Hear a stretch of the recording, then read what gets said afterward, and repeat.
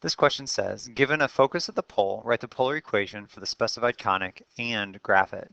The eccentricity is 3/5, and the directrix is 2. So when they give me the eccentricity, we know that E now is equal to 3/5, and we know that we're going to be working with an ellipse because 3/5 is less than 1. And our rule with eccentricity for an ellipse is less than 1. If you need a reason to help you remember that rule, one of the ways that we define eccentricity is that eccentricity is equal to a ratio of C over A, where C is the distance to the focus and A is the distance to the directrix.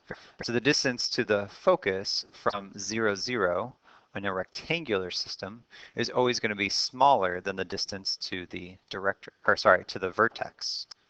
So C over A is always going to be less than 1. They also gave me a location for the directrix, and in polar form, this is usually telling me P.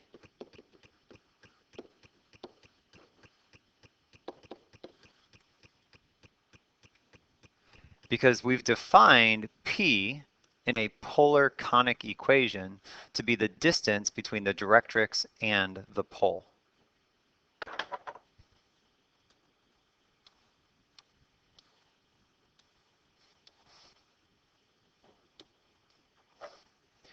And so I have a vertical directrix at x equals 2.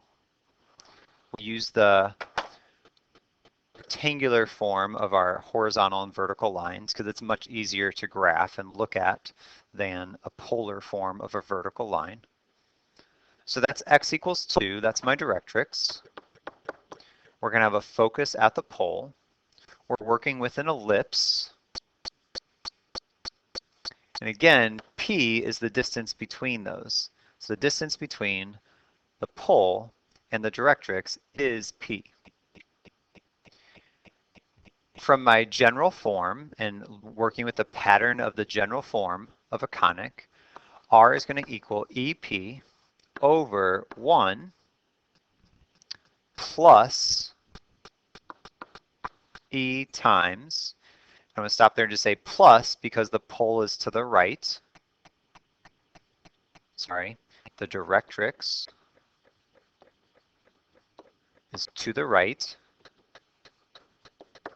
of the pole. And because it's to the right, we're also going to use a cosine theta. So when it's to the right or to the left, we're going to use cosine theta. That's the definition that that's the equation we derived from the definition. And when the pole or when the directrix is above or below, we're going to use sine theta. So they gave me 3/5. We're going to plug in 3/5 for E. And we're going to plug in 2 for P. And so R is equal to 3/5 times 2 over 1 plus 3/5 times cosine theta. And we do want to clean this up to be something that doesn't look like fractions on top of fractions.